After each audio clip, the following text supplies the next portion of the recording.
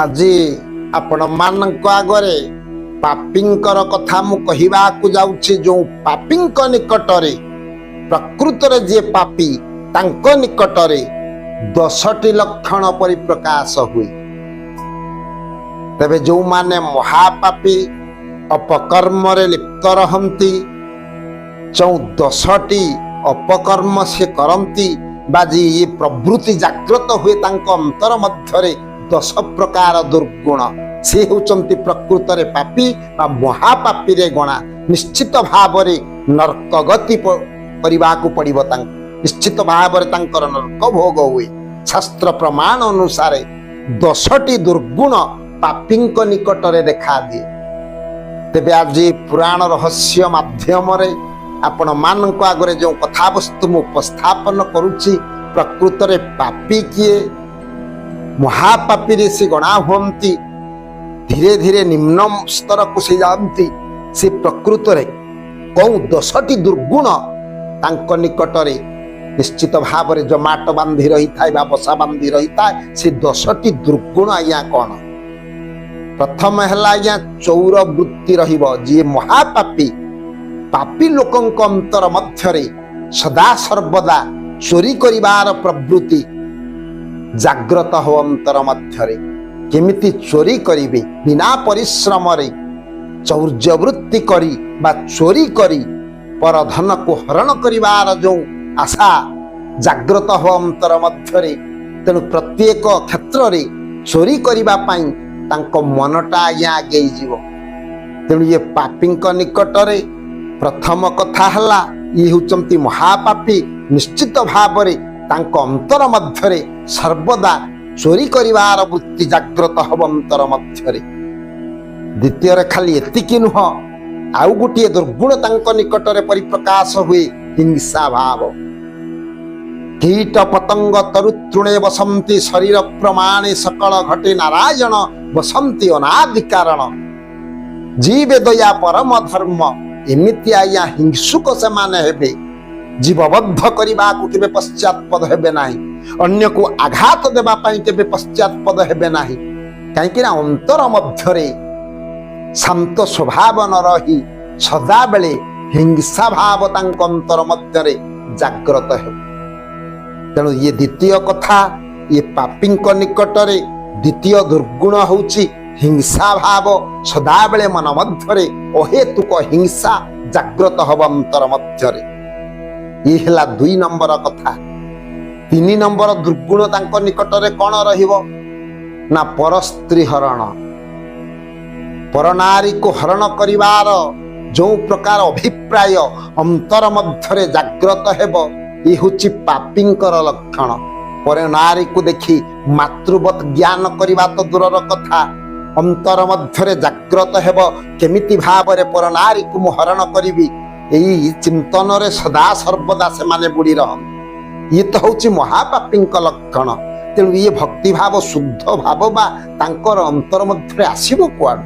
ତେଣୁ ପରନାରୀକୁ ଦର୍ଶନ କଲା ମାତ୍ରକେ ଏମିତି ଆଜ୍ଞା କାମ ଲାଳସାରେ ବୁଡ଼ିଯିବେ ସେମାନେ, ଆସକ୍ତି ଭାବରେ ବୁଡ଼ିଯିବେ। ପରନାରୀକୁ ପ୍ରାପ୍ତ କରିବାର ଆଶା ଅନ୍ତର ମଧ୍ୟରେ ଜାଗ୍ରତ ହେବ। ଏ ହେଲା ମହାପାପୀଙ୍କର ଲକ୍ଷଣ। 4 ନମ୍ବର ହେଲା ଆଜ୍ଞା ଅସତ୍ୟ ଭାଷଣ। ଯେତେ କଥା ସେ ପରିପ୍ରକାଶ କରୁଥିବେ ଆଜ୍ଞା ସତ୍ୟ ନଥିବ। ସତ୍ୟ ଠାରୁ ସେ ବହୁ ଦୂରରେ ରହିଥିବେ। ଶାସ୍ତ୍ର ପ୍ରମାଣ ଦେଇଛନ୍ତି, ଜଣେ ସାଧୁ ମହାତ୍ମା ବା ଜଣେ ସାଧାରଣ ମଣିଷ ନିକଟରେ ସତ୍ୟ ଯଦି ଜାଗ୍ରତ ହେଲା, ନିଶ୍ଚିତ ଭାବରେ ସେ ଈଶ୍ୱରାଭିମୁଖୀ ହେବ ବା ଈଶ୍ୱରଙ୍କର ଆଶୀର୍ବାଦ ପାଇବା ପାଇଁ ଯୋଗ୍ୟ ବିବେଚିତ ହେବ। ସତ୍ୟ, ଶାନ୍ତି ଯେ ଦୟା କ୍ଷମା, ଏ 4 ପ୍ରଭୁଙ୍କ ମହିମା।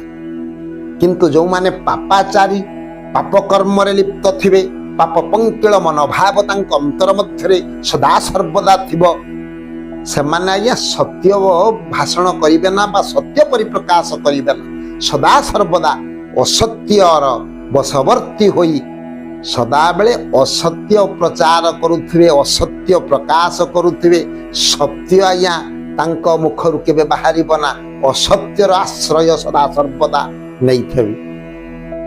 5 ନମ୍ବର ହେଲା ସଦାବେଳେ ସେ ଚୁଗୁଲି କରିବାରେ ବ୍ୟସ୍ତ।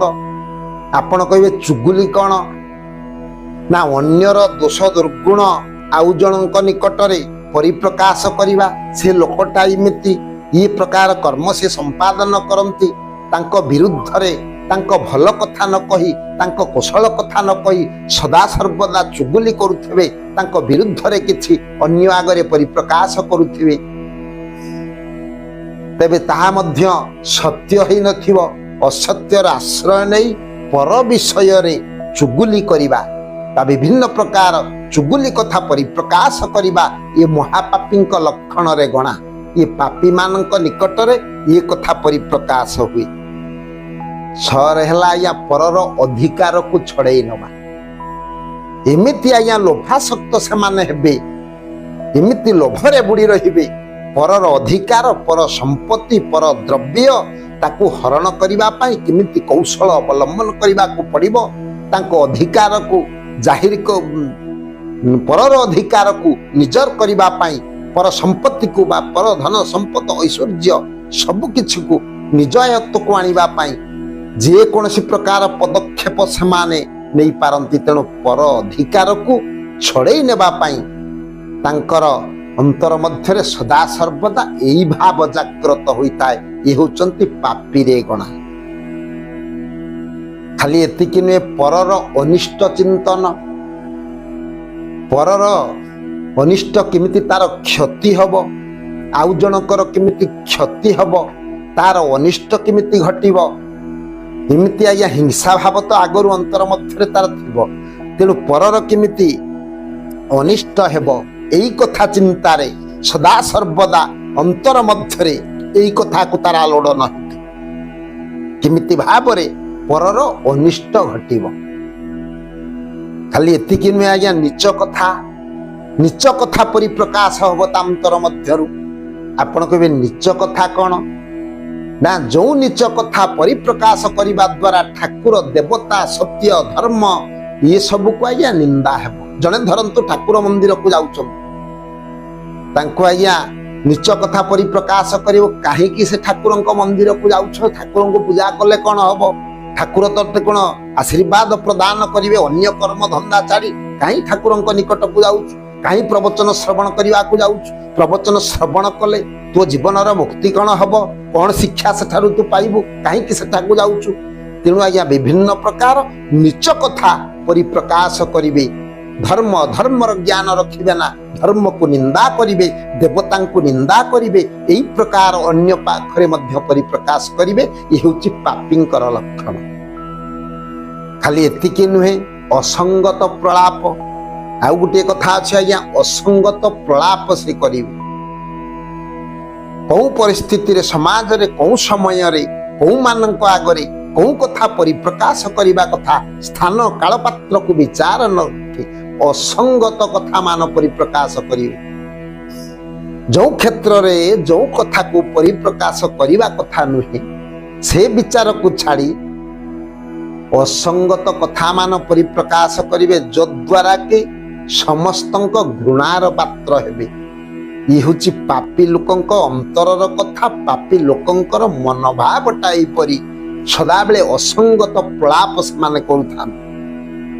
ସର୍ବଶେଷରେ ହଉଛି ଆଜ୍ଞା ଏ 10 ଲକ୍ଷଣ ମଧ୍ୟରୁ ମୁଖ୍ୟ ଲକ୍ଷଣଟା ତାଙ୍କ ନିକଟରେ ପରିପ୍ରକାଶ ହୁଏ ହଉଛି ଅଭିମାନ। ଅଭିମାନର ବଶବର୍ତ୍ତୀ ସେମାନେ ହୋଇଥାନ୍ତି। ଯୋଉ ଅଭିମାନ ପାଇଁ ମହାଭାରତ ସଂଗ୍ରାମ ହୋଇଗଲା, ଯୋଉ ଅଭିମାନ ପାଇଁ ରାମ ରାବଣ ସଂଗ୍ରାମ ହୋଇଗଲା, ଯୁଗେ ଯୁଗେ ଯୋଉ ଅଭିମାନ ପାଇଁ ସତ୍ୟ ଅସତ୍ୟର ସଂଗ୍ରାମ ଚାଲିଛି, ଧର୍ମର ସଂଗ୍ରାମ ଚାଲିଛି। ତେଣୁ ଯୋଉମାନେ ମହାପାପୀ ମାନଙ୍କର ଚିନ୍ତାଧାରା ମଧ୍ୟରେ, ତାଙ୍କ ଅନ୍ତର ମଧ୍ୟରେ ଅଭିମାନଟା ସଦା ସର୍ବଦା ବସା ବାନ୍ଧି ରହିଥାଉ। ଯେମିତି ଆଜ୍ଞା ଆପଣ ମହାଭାରତରେ ଶ୍ରବଣ କରିଛନ୍ତି, ଅଭିମାନୀ ଦୁର୍ଯ୍ୟୋଧନ ବୋଲି କୁହାଯାଏ। ଯୋଉ ନୀଳ ଅଭିମାନରେ ରହି ଦୁର୍ଯ୍ୟୋଧନ ପ୍ରତିଜ୍ଞା କଲା, ବିନା ଯୁଦ୍ଧେ ସ୍ୱଚ୍ଛଗ୍ରେ ମେଦିନୀ ନ କରିବି ଦାନ। ହେଲା କଣ, ଅଭିମାନର ବଶବର୍ତ୍ତୀ ହୋଇ ମାନ ଗୋବିନ୍ଦ ଦୁର୍ଯ୍ୟୋଧନର 100 ଭାଇ ମୃତ୍ୟୁ ମୁଖରେ ପଡିବା ସଙ୍ଗେ ସଙ୍ଗେ ନିଜେ ମଧ୍ୟ ବିନାଶ ମୁଖକୁ ଚାଲିଗଲେ କେବଳ ଅଭିମାନ ପାଇଁ। ସେଇଥିପାଇଁ କୁହାଯାଇଛି ପ୍ରତିଷ୍ଠା शास्त्र प्रमाण दैचंती प्रतिष्ठा सुकरिविष्ठा गौरवं रौरवं ध्रुव अभिमान सुरापान त्रय त्यक्ता हरि भजे। प्रतिष्ठा निजर प्रतिष्ठा जो माने अभिमान वशवर्ती होइथिबे निजर प्रतिष्ठा को सदा सर्वदा चिंता करुथिबे मन मध्यरे अहंकार मुकिड़ी महान व्यक्ति एई अंतर रे एई प्रकार चिंताधारा तांक निकट रे थिबो ताको आज्ञा प्रकृत रे जणे सत मार्ग रे जो माने जाउछंती सुकरिविष्ठा भावी ताको त्याग करिवा उचित।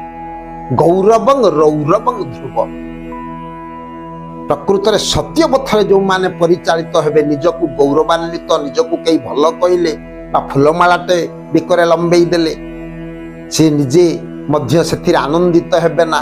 गौरवं रौरवं ध्रुव अभिमान सुरापान अभिमान को सुराबा मध्य भावी त्याग करिवा उचित। त्रय त्यक्ता हरि भजे ये तिनि की छाड़िले जणे ईश्वराभिमुखी हुए बा ईश्वरंकर निकटतर हुए।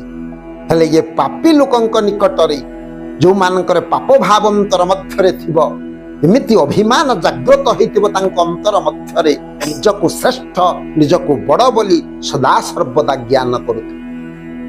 तेणु प्रकृत रे शास्त्र अनुमोदन अनुसार पापी लोकंक निकटरे जो 10टी लक्षण परिप्रकाश हुए ताहा मु आपणक निकटरे परिप्रकाश कली। तेणु आपण एई लक्षण रु जानि पारिबे जणे धर्मात्मा बा जणे महापापी ये संसार रे चल प्रचल करुचंती ये कथा को जानि पारिबे। बेलहु आपण माने सावधानता अवलंबन करिवे। ये भली लोकंक निकटरू ये भली महापापींक निकटरू निश्चित भाव रे आपण दूरे रहिबे। तेणु स्वल्प समय कथा वस्तु ये पुराण रहस्य माध्यम रे आपण जो श्रवण करुचंती ये स्वल्प समय कथा वस्तु को मुइठी विश्राम दउची। परवर्ती अध्याय रे आउ गुटे सुंदर कथा वस्तु नै आपण मानक आगरे मु उपस्थापन करी। से सर्वे भवन्तु सुखिनः सर्वे सन्तु निरामया सर्वे भद्राणि पश्यन्तु